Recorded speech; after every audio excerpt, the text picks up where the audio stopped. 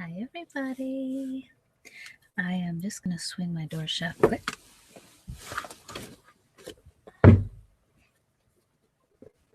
So, I should have done that before, sorry. I hope this will go smoothly. My son seems to be having a bit of a hard night.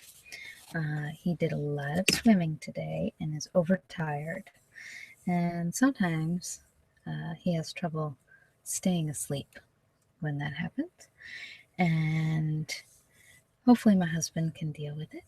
But if not, I may have to leave you and come back. Hi, Tom. Hi, Katie. Hi, Amber. Let's see. Good. I hope we can keep Katie. It's hard to keep in Miss Rose's voice for a real long time, especially when I'm just kind of chatting, because she's hard to keep. Cindy's a little bit easier because Cindy's just me, kind of happy. So, is Cindy in another video? Cindy, I think I used the name Cindy in the massage video that's coming out on Friday. Was I Cindy? I might have been. But I don't know if I really had Cindy's voice. So it just came out, the name Cindy. I often don't think about the names of the characters before I say them. So, yeah, the Baron I had no idea that it was going to be called the Baron. It's a lot like my meditations. They're kind of on the fly. So, hi, Guy. I have no idea what that is. I don't even know what language that is, Guy. Hi. And that's Robin, right? Yeah, that's Robin. Hi, Robin. So glad you guys are here. I have been on a little bit of a video frenzy, so I've got a lot of new videos coming out. A lot of Drew's ideas, actually, that he had thrown out there quite a long time ago. And they've been kind of percolating in my brain until they turned into a video. It was fun. And we are at this is our 6th passion project. So next week will be personalized meditations. So I'm just going to talk about that very quickly. 12 personalized meditations seems to be about my emotional limit. Because they're a little bit nerve-wracking, because I don't know where we're going to go in meditation, and there's always a bit of nerves that we won't go anywhere, and I will not have a meditation for you. It has yet to happen, and usually once I get started, those nerves are gone, but they are kind of emotionally taxing, and they take a while. So each set of 3 meditations is usually about 15 minutes long. So what I will do is I have our regular list here. I'm trying to think. 1, 2, 3, 4, 5, 6, 7, 8, 9, 10, 11, 12, 13, 14, 15, 16. So we've had about 16 people kind of on and off. We have sort of our 12 regulars. But I will put a post in the Facebook group. I am going to ask for you to request a personalized meditation, and anyone who's not in the Facebook group, and if they pop in, they're welcome to join us for the meditations, but I'm not going to be able to do a personalized meditation for them. That's why it's so good to get on my mailing list or my Facebook groups or something where I can keep in contact with you. Otherwise you miss out on stuff like the personalized meditations, because I just can't do them for anybody who just pops in. Yeah, I'm always going to do 3 people as one meditation. But I think I actually can do, there may be a few people who pop in and out who may not get one, who it may be next time, or I may, again, need to do another video another time. I figured it was Greek. That's kind of what it looked like, but I didn't want to guess. My son has had actually Greek week at his summer school. So I thought that was a bit interesting that happened to fall this week. So he keeps asking me about different Greek gods pretty regularly. So that's kind of fun. Yeah, no, I mean, I don't want to skip anybody who would like one. Again, my regular people, I've got almost exactly 12 of you. Although there's a few who I kind of put on my regular group, and then they're not always tuning in, I don't think. So I'm just going to check and see who's around and who would like one. Because I do want to do 12 of them, but I want to make sure that everybody gets them who wants, and yeah, so we'll do it that way. And this week, thanks. They're my mom's. my mom's not really wearing earrings, so she's giving them away. And my son fell in love with these and gave them to me. And blue is always good for me because they're about the same color as my eyes. So, but I don't wear a lot of gold. I almost never wear gold. You'll see I almost always wear silver. So when I wear these, I pretty much don't wear a necklace because I don't have a lot of gold necklaces. So we are going to talk today about what you bring into this world. And I don't know if you guys notice this, but when we have a topic in here, I'm constantly thinking about, what am I going to talk about? And so then all of these things in my life kind of pop up to be like, oh, talk about this and talk about this and talk about this. And it's just, it's where my focus is. So a couple things have come up this week around what you bring into this world. What you bring into this world is pretty much what I'm talking about when I talk about your sacral chakra. So a lot of people talk about fertility, but I see it as a lot less literal than that. I mean, sometimes it is, but it's really your interactions with other people, which I think Kate wrote about really beautifully, because I think a lot of people think what they bring into this world, so they think career. And that is important, but it's also your interactions with others and, what you want to be remembered for. What's your legacy going to be? It's funny because I've mentioned I'm not the best housekeeper in the world. My house is fine. It's not filthy and disgusting. It's actually, in many ways, very clean because I don't like a lot of clutter because it upsets me. But it's not a big, like vacuuming's not a big focus of my life. And partially it's because as a kid, I always sort of had the mentality of, what do I want to be known for? What's important? And having a clean house is not the thing that I wanted to be known for. I don't think I've ever made a bed in my life because my idea was always, well, you're just going to mess it up anyway. So I never make bed. I change sheets and I don't sleep with a top sheet, and we have a blanket, and that's what I do. So thinking about your legacy and what you want to be remembered for. But in that vein, I have often, you can probably tell from the past year of me doing these videos that I'm interested in a lot of different things. And my parents must think it's really hysterical because every year or so I have a new thing and I'm always like, oh, this is the greatest thing and I love doing this and it's going to be wonderful. And I don't know if you guys remember me talking about doing the audiobooks and how excited I was about doing the audiobooks and it's going to be the best. And then I started doing some of them and I realized how much of it was audio editing, which I don't like. I like reading the books. I like recording the books. I don't like doing the audio editing. That's a huge part of it. So I kind of tossed it. And I've done that with lots of things in my life because I have a love of learning. I learn lots of things. And then sometimes I drop them. And I often have a lot of guilt about the fact that I've dropped them. So like right now I'm trying to relearn Indonesian because we're going to go back to Bali next year. And I've really lost a lot of my Indonesian because I haven't used it in, gosh, I don't even want to say, I haven't used it. We lived there like 9 years ago, almost 10 years ago.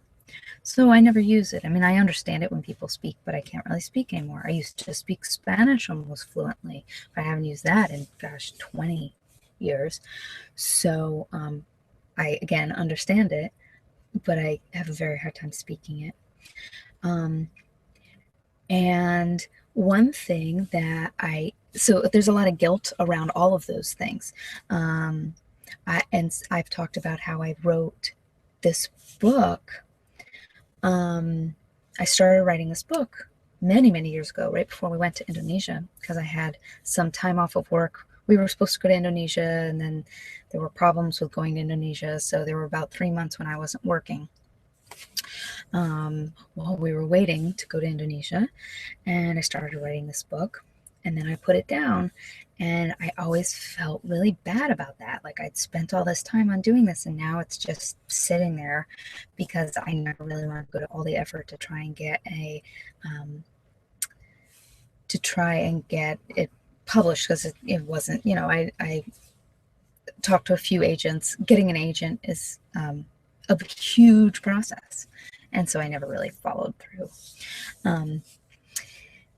And that turned into kind of the first two big workshops that I did.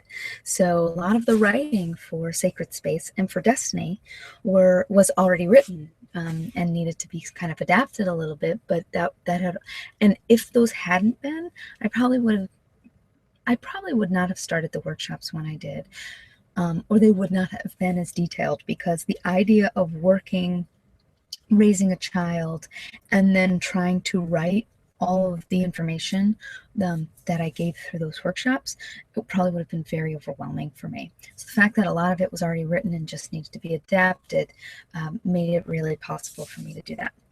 So I bring this up because I think a lot of people feel that way. They feel like everything needs to be working forward, and I've just found so much of my life is cyclical. And so the other place where that came up this week, I was actually on Sunday. We like to drive out to state parks and things like that on Sundays as a family and go for hikes. And this weekend we actually went out to one of the caverns out in Western Virginia. And it was funny because we were in the cavern and I was thinking, okay, this is probably as physically grounded as I have ever been in my life. And so I need to call on some earth energy. And in the car talking with my husband, we were talking about whether we should start getting my son to study an instrument. And I said, well, he had talked about wanting to play guitar. Should we get our friend who plays guitar to teach him? And he said, yeah, we could do that if he wants to. He said, but honestly, we should get our other friend who plays fiddle to teach him violin. And I said, why? And he said, because he said, with string instruments are the only real instruments, and I'm sure there are others, but it's the big category where you have to create your own intonation. So you don't have frets. And you have to train yourself to, because even though, when people are studying, they may put tape on the violin or whatever, you roll your finger back a little bit or forward a little bit on a violin and you are flat or sharp. And so you have to be able to hear that correct note. And I studied violin from the age of kindergarten until junior high. And then I got very involved with my friends, which included my husband. And I stopped taking lessons because I really didn't want to be spending the time practicing. I wanted to be spending the time hanging out with my friends. And there was always kind of part of me that felt really bad. The other thing is, someone should have introduced me to studying fiddle. If I had learned how to play fiddle so that I could have played bluegrass and other kinds of small group music instead of orchestra music. I'm not a big fan of orchestra music. I never have been. As much as my husband is a musician, I do enjoy going to the symphony periodically. It is not a love of mine. So the fact that I could only play in the orchestra, playing violin, I didn't stick with it, where if I had learned fiddle, I might have. I really wish that had happened, but who knows? I mean, it was more about hanging out with my friends anyway. But I kind of said to my husband, I was like, so So it was probably really good that I studied violin. For singing, he's like, you probably can sing because you studied violin for so long. Because he said, you know, your intonation's really good. And considering that I've not really formally studied singing. I took voice lessons a couple of years, but I can barely read music. A little bit because of the violin, but Western notation doesn't help me a whole lot. But I have a good ear. And so it's very interesting to me that this violin work that I did, even though I never went on to play violin, has definitely probably helped me throughout the years. Again, it's always very cyclical. So, so making sure to not cut yourself off from anything that you are interested in. The other thing is, I think nowadays we often feel like if it's not going to turn into a career, or if it's not going to make us money, we shouldn't waste time doing it. Never, never, never true. Even if the way you're learning something or doing something right now never becomes something more, first of all, it's worth it anyway if you love it.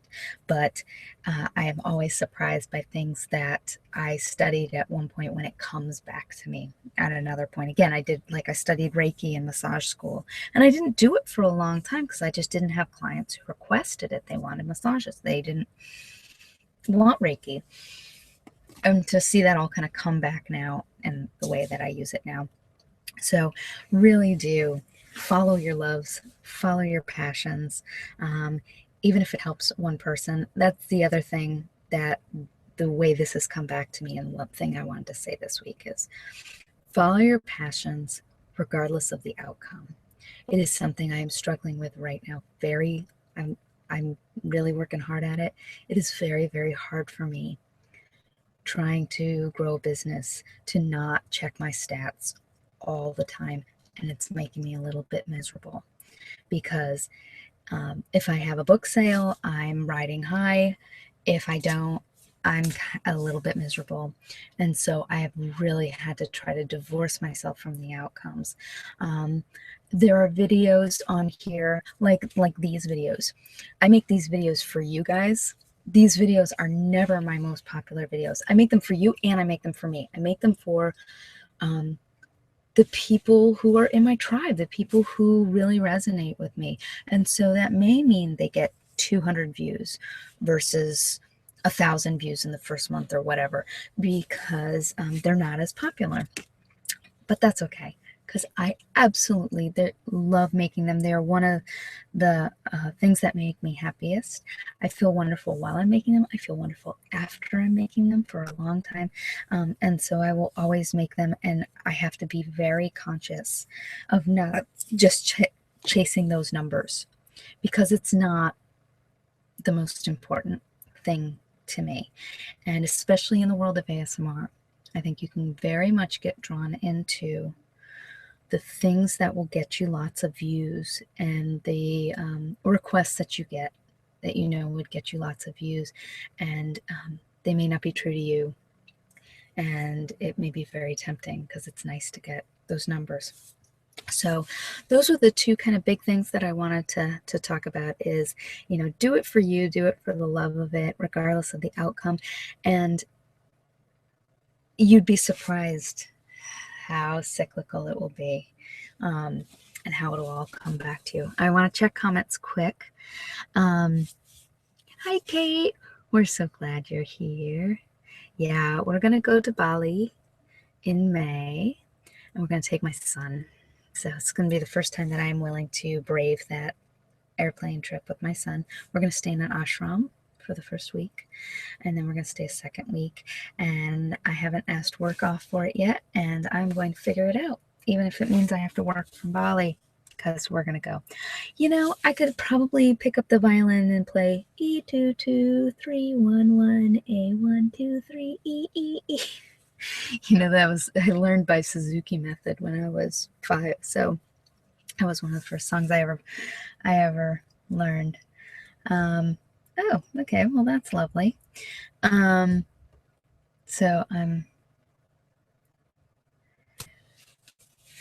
So I can't play anything else, and it's really a shame. Yeah, I think, Robin, that your mom was right on. It's really, yeah.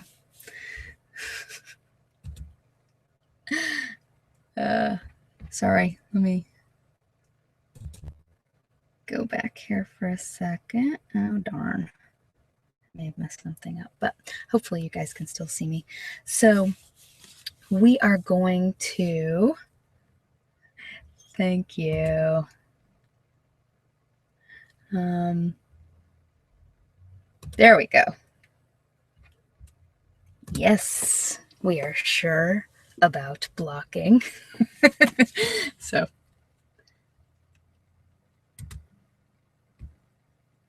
okay. Here we go. All right. Sorry about that. Okay, so it's one thing that I learned. If you've ever worked in a department store, there are people who really come into stores to get mad and angry at people who can't walk away from them. And I've kind of learned that about YouTube too, although it rarely happens to me. Like, and I just feel so bad for those people. I'm like, really? That's what your life is like? I'm sorry. Like, constructive criticism, there's nobody, I can take constructive criticism. I've had some people who have left messages that really have been kind of nasty, and I tend to come back and just say, you know, I'm so sorry this didn't work for you. And I've actually had people come back and apologize to me. I think I've mentioned that before. But yeah, he's gone. So,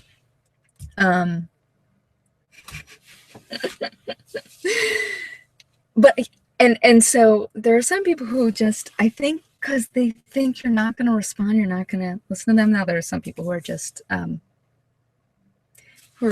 trolls, and, you know, that's fine. But I just, there is part of me that's just like, that's how you get your kicks? Really? I'm so sorry. I almost just want to let him go, because I'm just like, really? If that's what brings you joy, man. I just, I'm so terribly sorry for you. So, okay. So sorry about that. I've never had to block somebody on here, so I didn't know how to do it. So I figured it out. Hi, Shannon. We're so glad you're here. So I think we're all ready for a meditation now, after the fun trolling. You know, it's trolls are actually really easy for me because they're so asinine. Like, it's so ridiculous. It's the people that hurt a little bit are just like the people who are just kind of, oh, you know, the sound on this was a little bit like they're trying to be nice, and I was just like, oh, I'm sorry, I disappointed you. Those people I care about. Trolls I don't care about. They don't. Like, there's a Facebook page called Trolls I Have to Deal With. People get really worked up about them. And I'm just kind of, I don't understand getting so worked up about it. Because it's usually something like that. That's just like swearing. So, all right. Okay, I'm gonna smudge. Let's get rid of the troll energies. Smudge. Bergamo will clear us of profanity on my channel. Who would allow for profanity? Okay. Let's relax and let's do a little bit of massage. Hi, Rachel.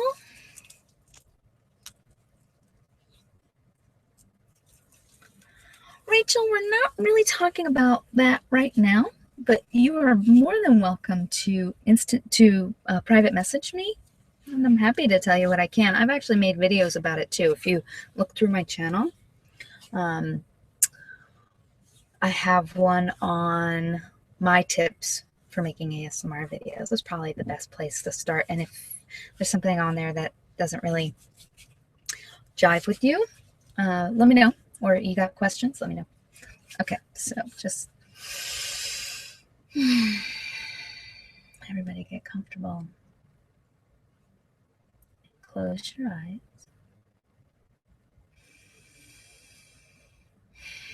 Take a few deep breaths. Let go all of the worries of the day, any angst from this evening.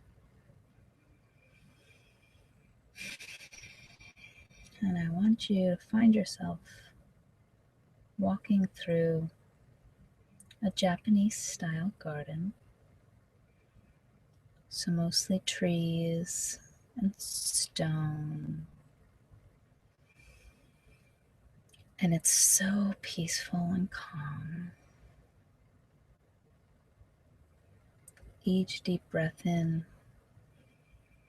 you feel more relaxed, more at home, more protected and secure. You know this is a safe place that is just here for your growth and relaxation. And as you walk, you see a beautiful koi pond in the middle of the garden. You can also hear a waterfall in the distance and birds in the trees. And it's just such a tranquil scene. I want you to start heading towards the koi pond. And you see that the koi pond has large circular stones that create a path going through the pond. So each stone is about 6 inches away from the next, with water in between. So they're almost like stepping stones through the pond, but they're large, about 2 feet in diameter.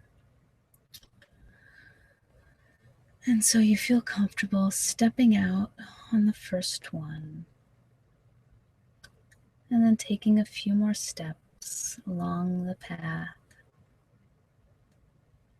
And I want you to stop and now look down at the stone you are standing on. And you see that there is something carved into this stone path. It may be a word, or an image, or a symbol. I want you to look down and see what feeling you get from looking at this image. If it is not a word, I want you to think of the first word that pops into your head based on the image or symbol below you.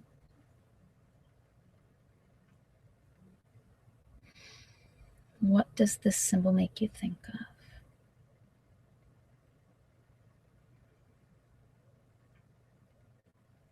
And now I want you to take a few more steps along the path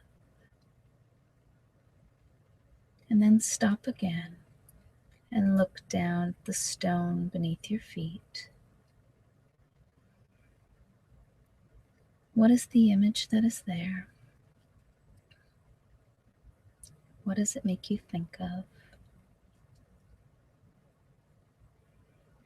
How does it make you feel?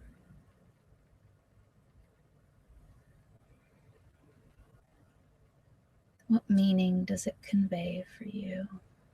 Even if you have no idea what the symbol means, what its significance is, your intuition does. And whatever comes to you is correct. Now think of it in combination with the first symbol. How do they interact with one another? What guidance could they be giving you in combination?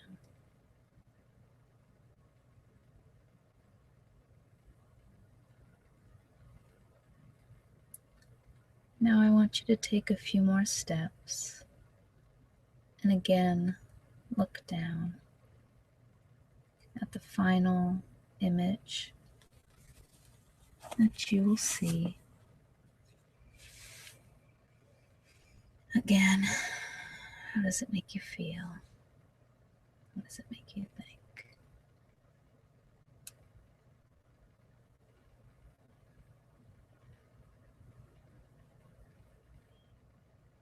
Now again, combine it with the other two images.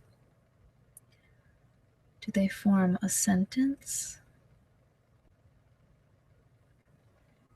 Do they work as past, present, and future? Or as sometimes we do in our readings here, with the issue, the current path or suggestion, and the possible outcome. Think of the three together and what wisdom they provide.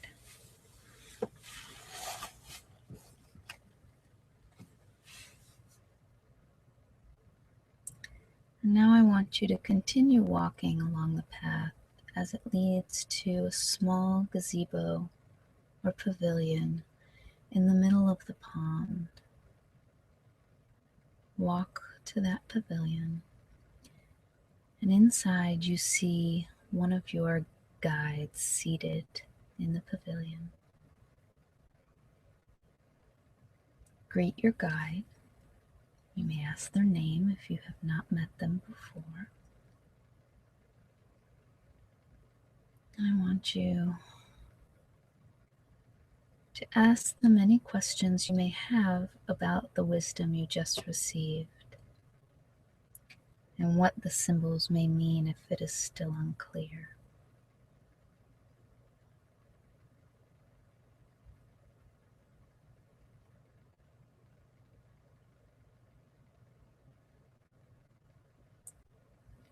After your guide is answered,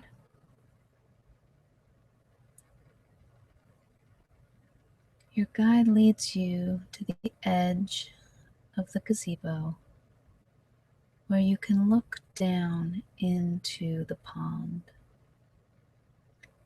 When you look in the pond, do you see yourself and your guide, or do you see another picture or image? If you see yourself, do you look as you thought you would look? If you see your guide, do they look as they did in the gazebo when reflected in the water?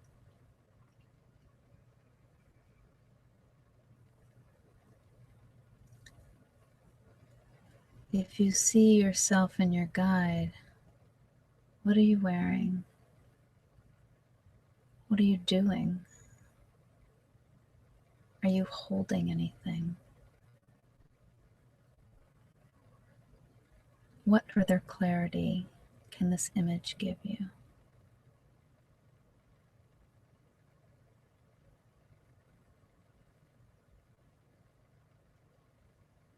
And when you are done looking in the pond, return to the gazebo with your guide and thank your guide for this additional guidance. And this time I want you to give your guide a gift, no matter what.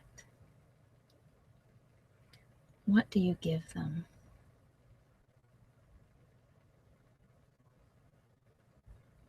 It may be a gift just for this guide or for all of your guides during this journey.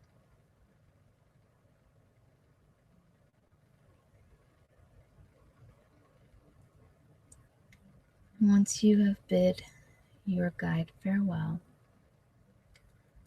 I want you to walk back on the stone path through the pond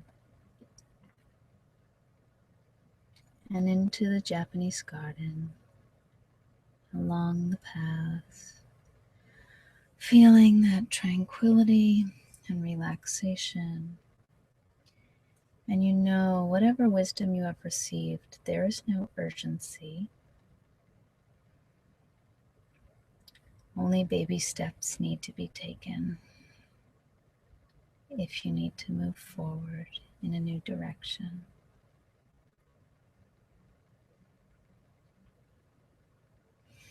And take another deep breath and feel this relaxation wash over you as you begin to hear the sounds around your physical body. And you can wiggle your fingers and toes. And when you feel ready, open your eyes.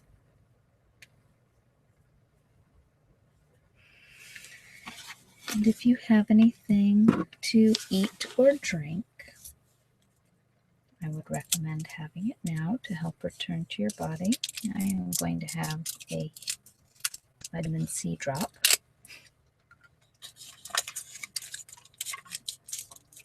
And I'm going to just do a bit more massage to return us to our bodies.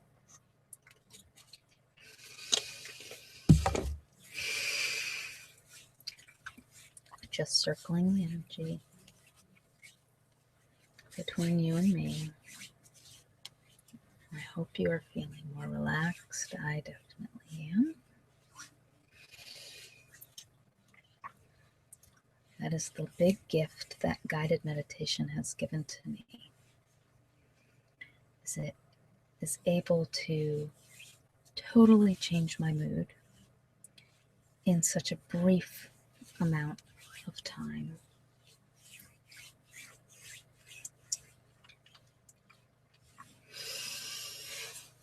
And thank you for doing that with me. And tonight we are going to use the animal spirit cards. So you will all get an animal spirit to help you to find your passion, or often the animal spirits kind of give us a little insight, as their skills are often skills that we already have. We just need to grow. So I have my usual suspects on here, but if some of the previous people who have been on who would like readings, if Bree or Mona Lisa are here, let me know and I'll be happy to do a reading for you. Rachel, if you're still here and you would like a reading, let me know. And I am going to start off with Katie. I'm glad you have some chocolate, Katie. Oh, look at that pretty card. Let's see if I can get you to see it. You have Swan, Katie. Transformation, loss of innocence, beauty. This painting of a swan maiden represents a common motif found in the mythologies and folk tales of many cultures around the globe, from Native American to Slavic. Although the story varies from place to place, the basic plot is the same.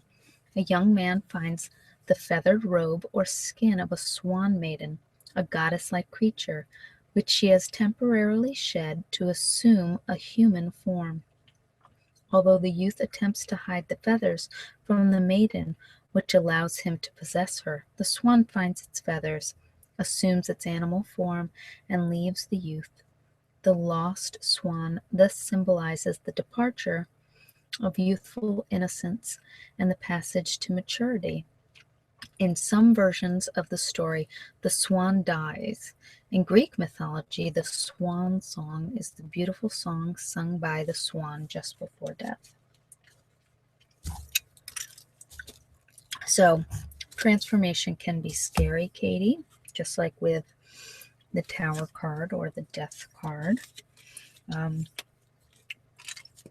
But it helps us move forward.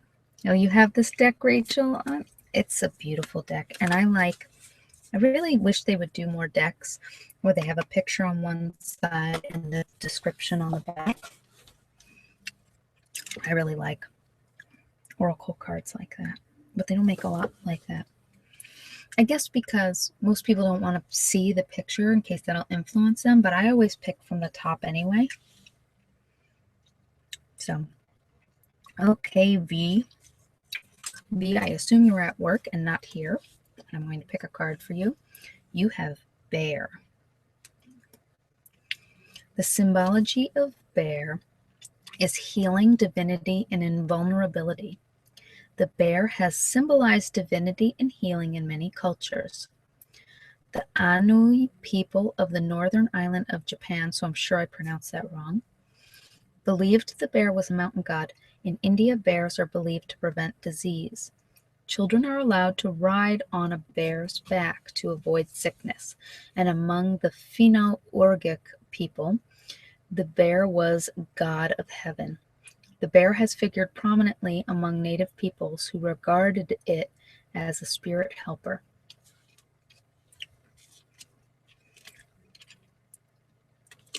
Cool. Cool, cool. All right.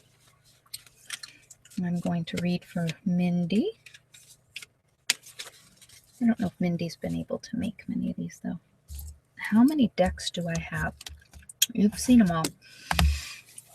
I have my... No, you have not seen them all. My main tarot deck is the Gilded Tarot, and I don't think I've ever used it on here. It's the one that stays on my bedside table. The only other tarot deck I have is the Hermetic Tarot deck, which is right here, which is the one I use for you guys. And then, let's see if I can remember them all. All the Oracle decks that I have bought for these workshops. So I have the Healing with the Fairies. I have Shadows and Light, which I bought for the Shadow Workshop. I have Past Lives that I bought. I forget. I think I bought that for Destiny. No, I bought it for Sacred Spaces, I think. I have another Doreen Virtue. Which one do I have? Oh, I think Healing with the Fairies is Doreen Virtue. I have the Gilded Lenormand that I used a couple times ago. I have the Past Life. I think I have like a Soul Path one, don't I? I do, and I can't, it's not called Soul Path though. It might be called Soul Path, but they're in a box over here, but if I take them out, I'm going to take them out. It might jostle the video camera a little, so I apologize. The only ones that I don't have here are the Lenormand. Lenormand I've been using a lot because I think it's really good for clearing, and I'm going to do that. Oh, I have this, which I bought years before. I used to use this in my counseling.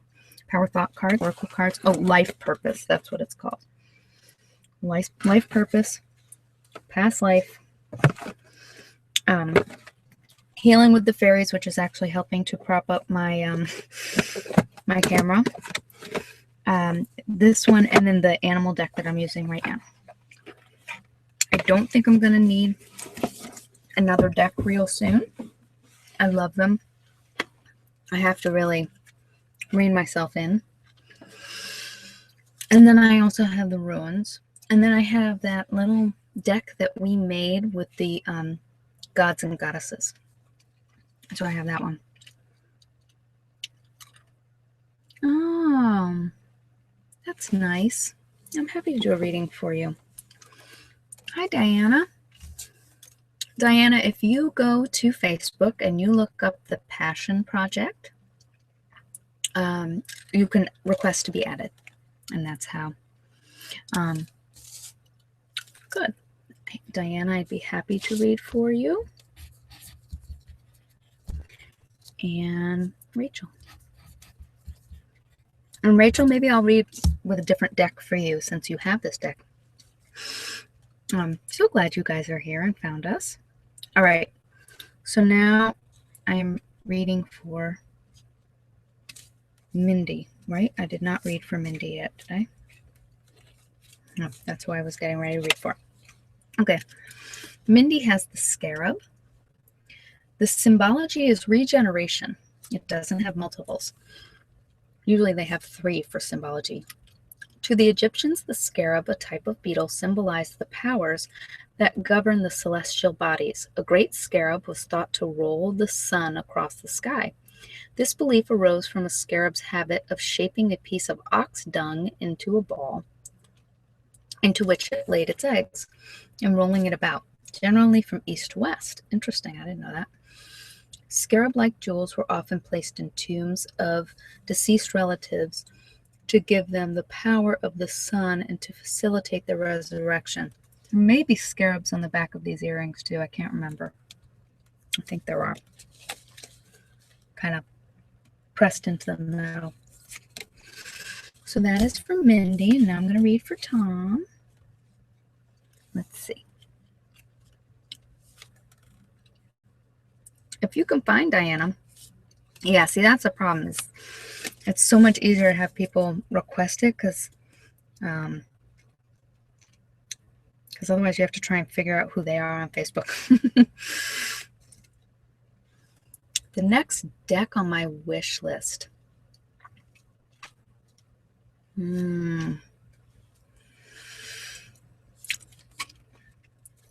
I found a deck that was actually pretty cool that I thought about buying for this one. It was an oracle deck of tea leaf readings, and they were all round. That was pretty cool. The Deviant Moon Tarot is tempting to me. I don't know. It might be a little too weird. But I keep thinking, how many tarot decks do I need? And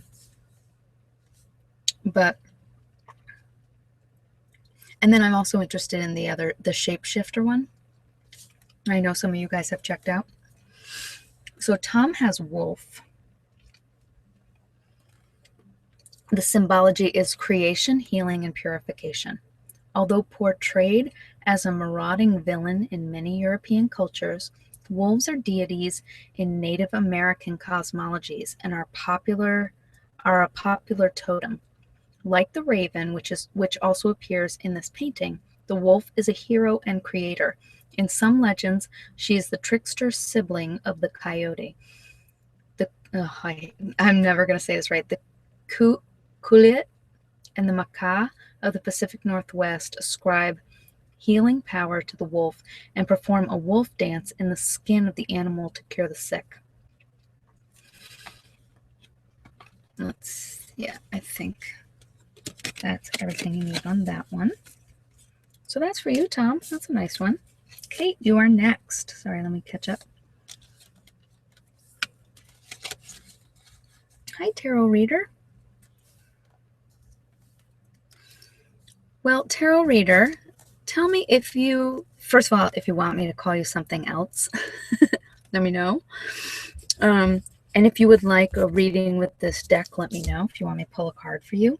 And since it's late, I would probably do that pretty quickly for you in case you wanted to crash. Here's a few of you. I think you're in the UK. And you're not alone here. So we have a few of you from the UK. Tom is just a diehard and who stays up really late. Okay, Kate, this is for you. Oh, nice. Kate has heron. I've seen so many herons lately. We go to a state park out on the York River, and there's a ton of herons. We actually rented a canoe, and so fun. Lots and lots of herons. The symbology is life, feminine energy, and renewal. The heron is a bird of the water and is thus associated with feminine energy and regeneration. In ancient Egypt, the heron was the first transformer of the human soul after death because it was seen in flight over fields when the Nile began to flood.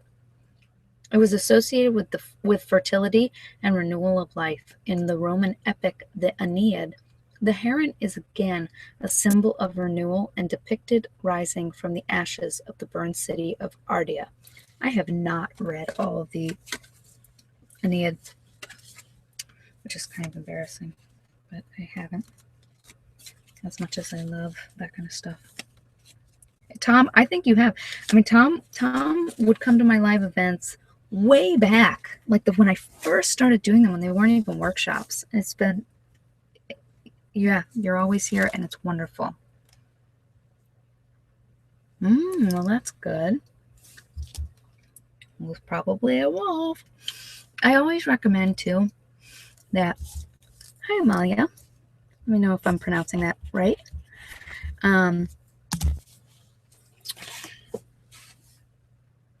It's always kind of good, too, to do a Google search of your, just put, like, wolf totem or wolf spirit guide, and there's so much information out there. So, Amalia, I will pull this card for you, as I know it's really late for you. I'm pretty sure you were at the very first live, like when I was just trying to figure out how to use Google Hangouts. And I really, really, really, really, really, really, really, really, really appreciate it, Tom, always. So you have spider. Can you see that? It's basically a web with a guy in there. I don't know if you can see it. It's a really cool card. So spider, the symbology is protection, aid, and wisdom. Spiders are found throughout the world and appear in the legends of nearly all peoples. They are frequently depicted as helpers, protectors, and creators. The Ojibwa people hang hoops of spider webs over their infants to protect them from harmful influences. That's kind of like dream catchers. That's interesting. I didn't know the Ojibwa did that. Other Native American peoples, maybe that's where it came from actually, particularly those of the Southwest, associate the spider with a grandmother spirit who lives underground. The spider grandmother is a source of wisdom and a link to the underworld. She rises from her realm to offer advice, particularly before a dangerous or large undertaking. The spider woman in this painting, draped in a thick robe with flowing hair and a ghostly face, recalls the legend of the ancient grandmother. That's a cool card. Okay. All right, Amber, I hope you're still here. I'm going to read for you. Well, that's cool, Kate.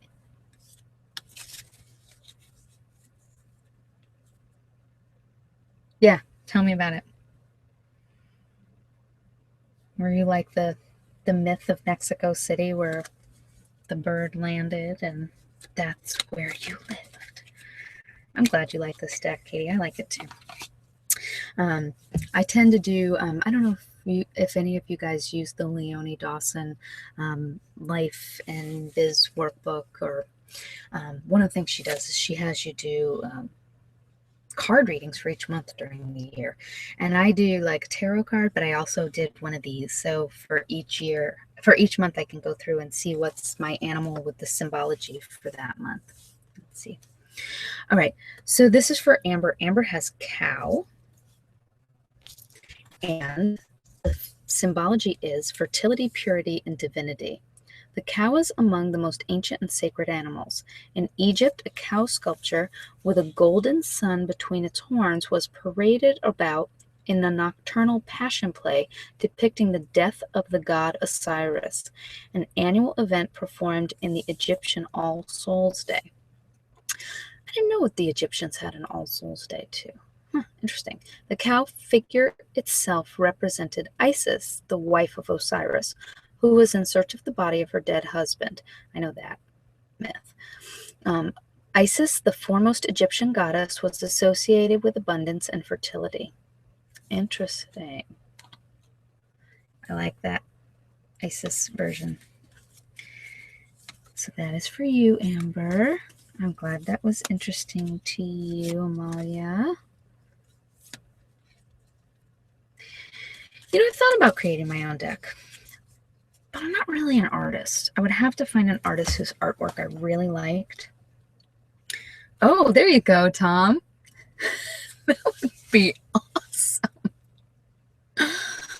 And I'd have to figure out which one, do an oracle deck or try to do tarot and figure out which card you each would be. I'm the Queen of Cups. That would be my card.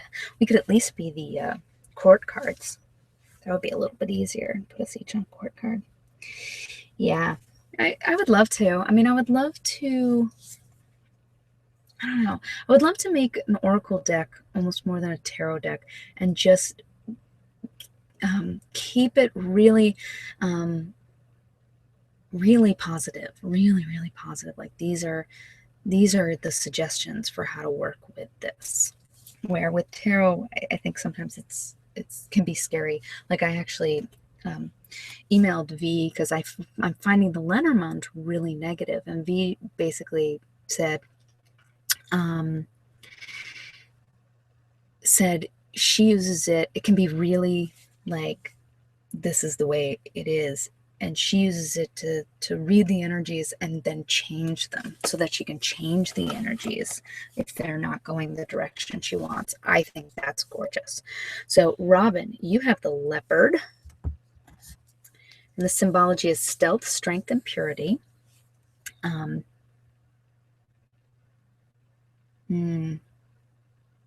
Well, sorry, before I read this to you, Robin, Amalia, I am just going to say that yours means protection, because our rune for tonight means protection. I was actually going to show that to you anyway. I almost always pull a card. Your card will be the rabbit. We'll see. You've gotten it before, Guy.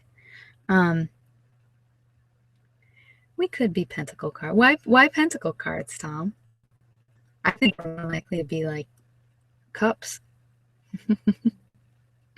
But I think we totally could. Cards, yeah, Nutty and the McFreaks would go over really well. But I think we could like be court cards, except we don't have enough men. We have like 4 of you. So you know what we'd have to do? We'd have to do princesses instead of pages. So all right, sorry, I'll get back to reading your card, Robin. Leopards are phenomenal hunters known for their stealth and ability to stalk prey. The snow leopard, which lives in the mountains of Central Asia, is among the more mysterious of the species and was believed to have drawn the blood of its human victims without eating the flesh, by feeding on the life force blood and avoiding weakness flesh. The leopard was thought to maintain its strength and purity. Interesting. Okay, let's see. Let's get some more people that are here. So let me pick your card, Guy. I promise I'm not looking at them. So if rabbit comes up, it is through no fault of mine.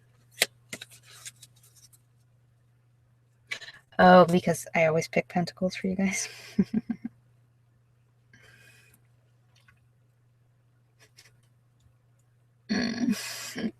Well, Amber, I don't think you were around when I did a village where we all lived, and like we all had little shops or stores or something. I gotta add Amber in there. Amber, we gotta figure out what shop you want, and I'll revive the McFreaks village. Okay, so Guy, you did not. Guy, you also got Heron.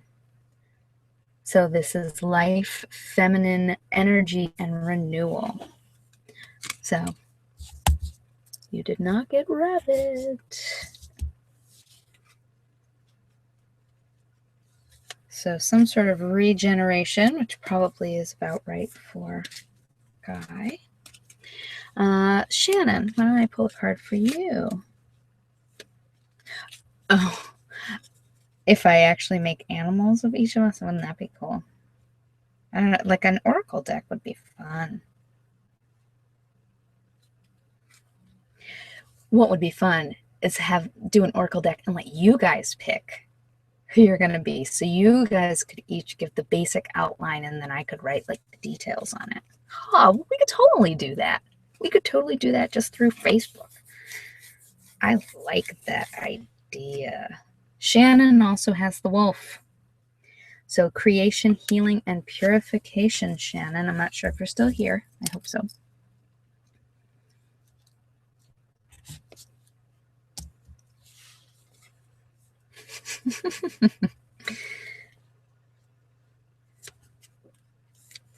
Yeah, I'll show the little, I made a little village. So Amber, you have to think about what you're gonna, we've got, I'll show you it first because you can't pick something that somebody else has already been.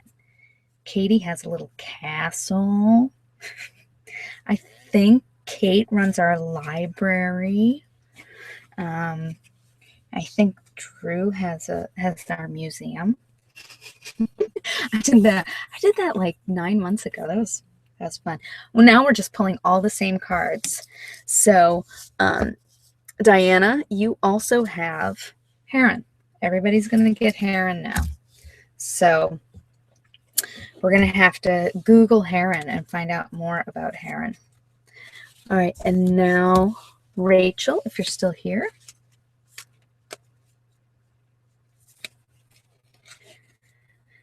Guy, men are all masculine on the outside, feminine on the inside, if you believe in Jung. And women are feminine on the outside and masculine on the inside. We just have to tap into it.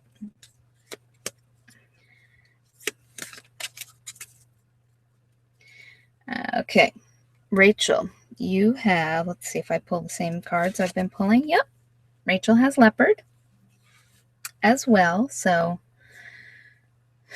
you will be drinking blood this week. You will be a vampire.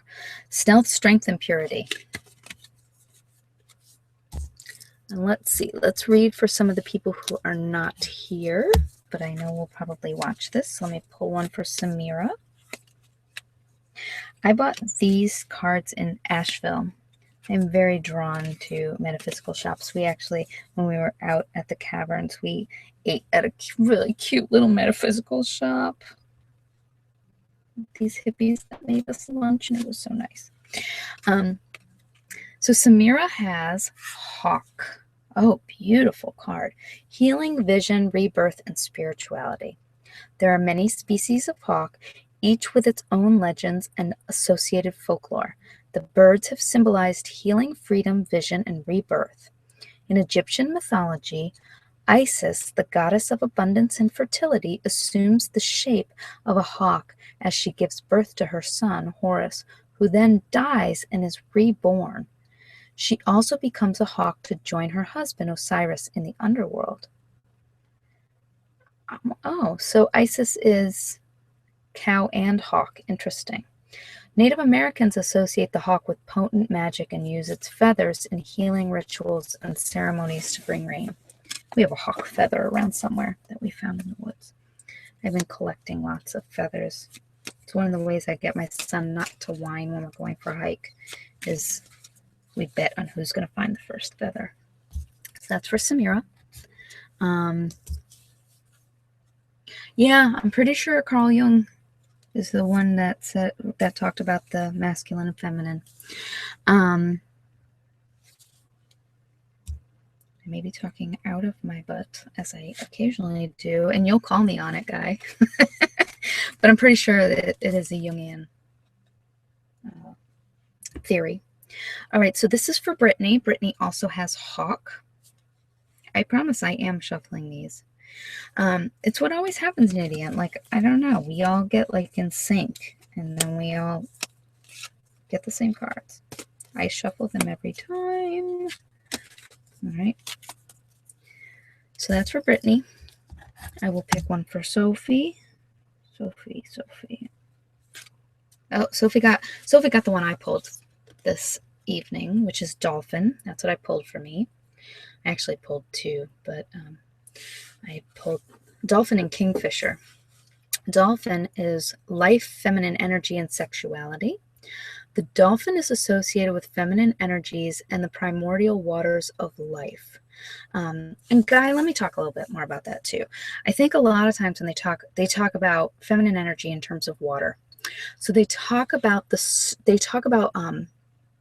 soft strength. So the way that water wins out over rock just over a long period of time. It's really this soft but commanding power over time. So I think that's when they talk about feminine energies, they're talking a lot about that instead of like going in and just messing stuff up and like being really aggressive with your power, that you kind of find ways to work around and kind of use that soft power. So that's just my interpretation when they talk about that with almost everything associated with the water. The word derives from the Greek Delphinos, or womb. Demeter, the Greek goddess of fertility, was represented by the dolphin in her role as mistress of the sea. In the painting, the life-giving and feminine energy themes are emphasized by both the swimming dolphins that frame the woman's face and the infant emerging from a womb-like nautilus shell. I don't know how well you can see that. It's a beautiful card, though. So that's for Sophie. All right. Bye, Amalia. And you can always watch it later. So watch it in the morning. Good night. All right, I'm going to read for Kimberly. I don't think is here this evening. Ooh. Kimberly has Caribou. Cycle of Life. It's a beautiful card. Let's get it upright. Cycle of life, rebirth, and abundance. Caribou make long annual migrations and are associated with the cycle of life. The Inuit people believed that as the caribou returned to them each season, so did souls return to earth after death, taking the form of either beast or human. In the painting, different animals, including a polar bear, ox, ram, and goose, appear within the body of the caribou. This composite signifies the kinship of all life and recalls the Inuit belief in the universal soul.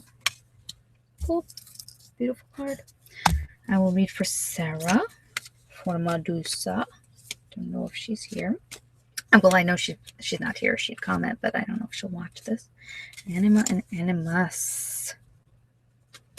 Yes. Yeah, I tend to quote Bruce Lee pretty often. I can barely get my philosophers right, let alone Bruce Lee. But so Sarah also has dolphin with Sophie and me. So life, feminine energy, and sexuality.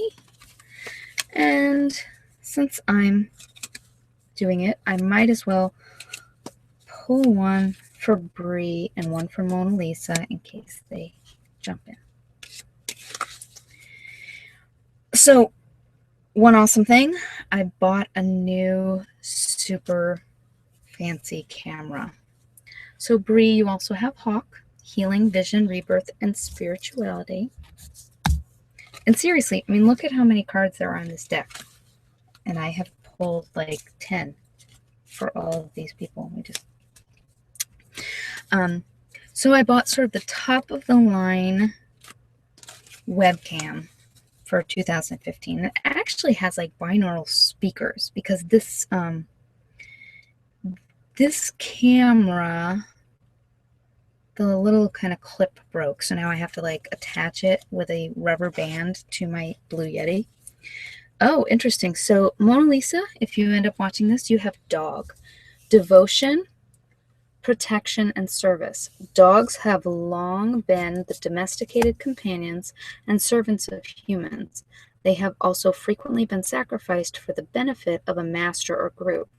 Northwest Native American myths describe dogs carrying out various tasks for the glory of their masters. Western Himalayan peoples annually sacrifice dogs to protect themselves against disease or misfortune. In the mountainous region of Japan, villagers would importune the gods for black rain-filled clouds by sacrificing a black dog. Interesting. Okay, so that is all of the readings that I will be doing tonight. Next week, we will have the personalized readings, and hopefully we'll have them on my awesome new webcam that I should be getting on Thursday, I think. And I'm hoping it'll make a big difference. I think video quality is definitely an issue for me, but I just have not been able to suck up spending a whole bunch of money on an external camera. I'm working on the audio right now. I'm getting the audio to sound better. I hope you guys have noticed that the audio is sounding better. I am actually taking time to edit it. Being so shamed by V and Tom as to how beautiful their audio sounds when they work on it. So I've been trying to at least do a little bit with mine so that it sounds a little bit better, and I think it sounds better. So I'm getting the new Logitech. It's like the newest one. I think it's a C920E or something. It's basically what I found when I looked up best webcam of 2015, and I watched a couple of videos with it, and it looks pretty good.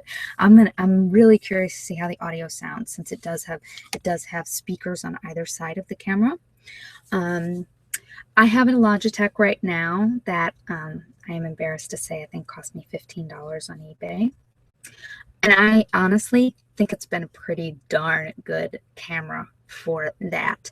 And I think even when I used to do a lot more audio only, I would often hold it up to my mouth and use oh, so you use the new Logitech? Oh, awesome, Tom. That makes me feel even better. I used to hold this new Logitech up to my mouth as my mic before I got the Blue Yeti. And I thought the audio was really not bad even with that until I got the Blue Yeti, which I also got on eBay for like $85. I got a really good deal on it. And this one I also got on eBay. This new camera I think I got on eBay for like $90, which kind of made my heart palpitate, but because I'm cheap. I don't like spending money like that on tech stuff, but I'm hoping it'll be worth it, and it'll really change the way my videos look.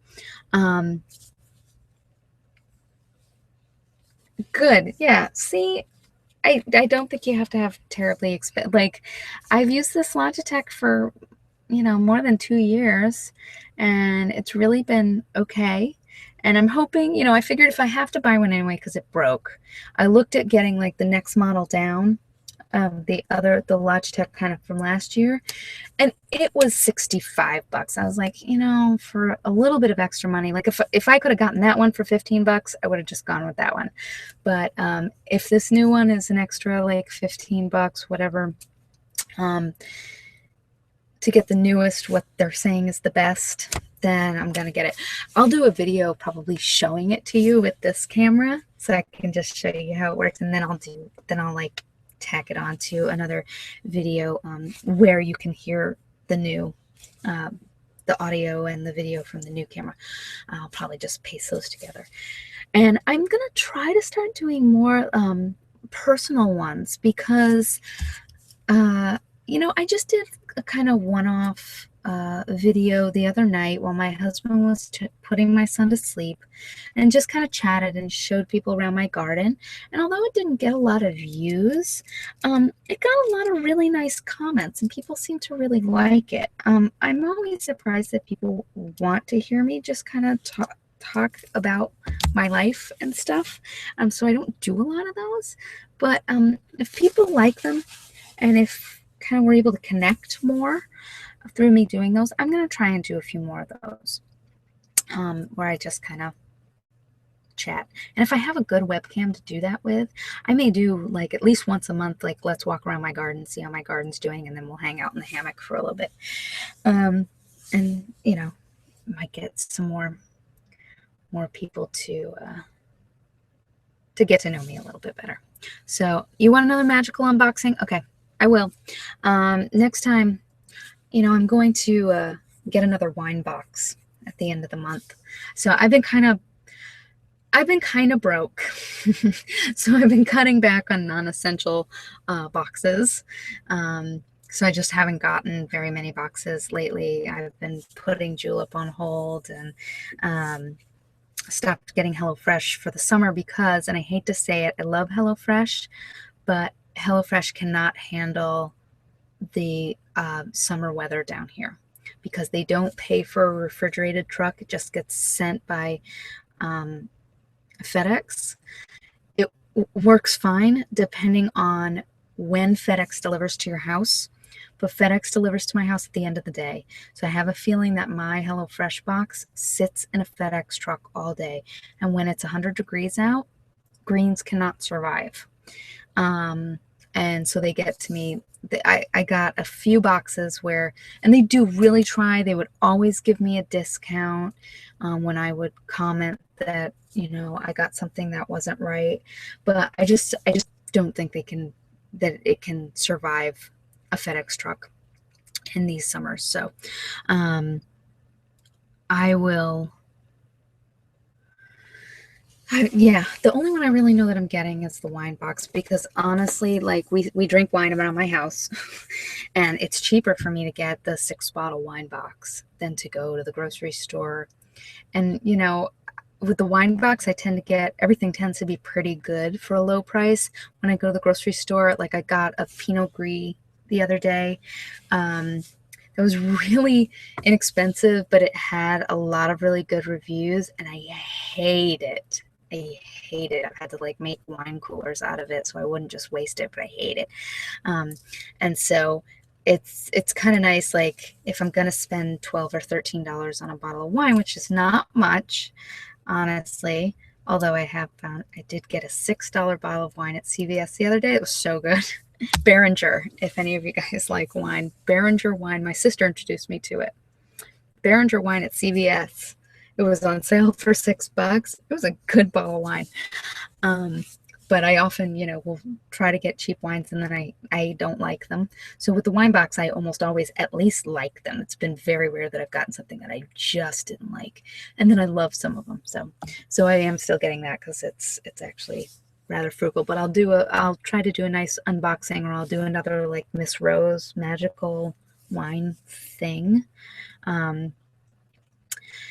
And I don't know if I have anything else coming. I think I have a kiwi crate coming for my son because they gave me a half price deal when I tried to cancel with them. So I figured I'd get another one. Yeah. And I'm getting, the only other box I am getting is I needed sunglasses. And so Stunners of the Month, they send you sunglasses every month. And I go through sunglasses pretty fast. And it's $10 for a pair of sunglasses, which is almost cheaper than I can get most anywhere else. And it's fun to get them in a box. So I'll do that for the summer, and then I'll have 3 pairs of sunglasses that over the year I will destroy every one of them because I don't take good care of my sunglasses, especially when they cost $10.